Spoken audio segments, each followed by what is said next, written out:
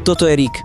Dnes sa nechcel nechať natáčať, ale vy ste znova stlačili play a teraz vidí na oblohe asteroid padajúci na Zem. Rick stojí nehybne na balkóne a žiariaca bodka sa rozjasňuje a zväčšuje. Telefón vo vrecku mu neprestáva zvoniť, hovorí správy, videá. Dole je počuť hluk a krik, niekto natáča, niekto beží. Mesto hučí, všetci cítia, že sa niečo stane. Zvieratá sa schovávajú ako prvé, lepšie cítia nebezpečenstvo. V televízii hovoria, že asteroid zostrelia. Niekoľko rakiet vystrelí do neba naživo a o 10 sekúnd neskôr v horných vrstvách atmosféry zabliká svetlo. Vyzerá to, ako by ho zasiahli. Asteroid sa rozpadne, odlietajú úlomky, ľudia sa radujú. Ale ľudia sa je to príliš skoro. Asteroid sa rozpadol, ale jeho najväčší kus veľkosti autobusu letí priamo k mestu. V porovnaní s mestom sa zdá byť malý, ale pri rýchlosti 20 km za sekundu sa táto železná vec zmení na jadrovú bombu. V atmosfére už nezhorí.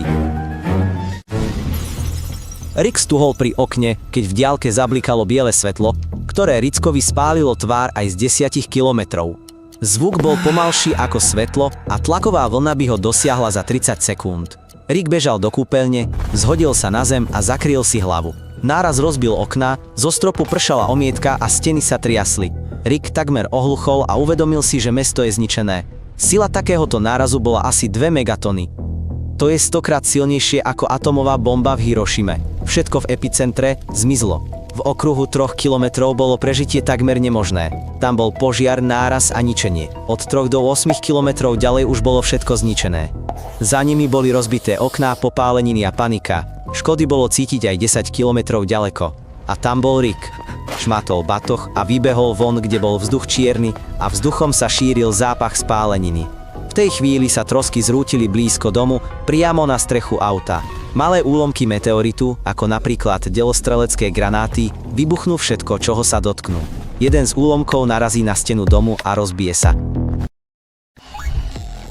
Nejde prúd. Výťahy nefungujú a semafory nefungujú. Komunikácia je stratená a mesto je paralizované. Rick sa dostane k svojmu autu a snaží sa šoférovať, ale ulice sú rozbité a posiate horiacimi autami. Rick beží pešo k mostu, aby unikol zo štvrte, ale most je zničený. Autá a ľudia sú v rieke a štvrť je zablokovaná. Kráča chaosom. Nie je nikto, kto by uhasil horiace domy a autá, pretože nie je dostatok hasičov a nemôžu sa tam dostať. Ulice sú známe, ale všetko vyzerá inak. Slnko je neviditeľné a Rick si zakrýva tvár handrou, aby nejako dýchal.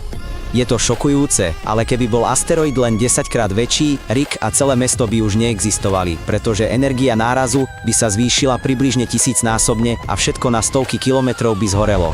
V takom prípade by zmizli nielen budovy, ale aj samotný povrch mesta by sa zmenil na rozstavený kráter. Ak by mal asteroid priemer iba 1 kilometer, zničil by celú oblasť a vytvoril by kráter široký desiatky kilometrov. Všetko v okruhu stoviek kilometrov by bolo zničené a prach a sadze by stúpli do atmosféry, zablokovali by slnko a spôsobili by asteroidnú zimu na celej planéte. Našťastie sa to stáva veľmi zriedkavo. Rick, ktorý sa nadýchal sadzí a umieral od smedu, je vyprahnutý. Najbližšie obchody sú buď zničené alebo spálené. A nie je šanca nájsť tam vodu. Ohnivé kamene stále pršia a tak si uvedomuje, že si musí nájsť úkryt, aspoň teraz. Beží k metru, ide dole a nachádza desiatky ďalších vydesených preživších. Nie je tu žiadna komunikácia, žiadna pomoc, ale aspoň je to tu bezpečnejšie ako na ulici. V takejto situácii je kľúčová skupinová práca a pobyt medzi ľuďmi mu dáva šancu vydržať dlhšie. Niekto mu podá fľašu vody a po hltavom dúšku sa Rick cíti lepšie. Vie, že prežil a zaslúži si to, ako ste vy.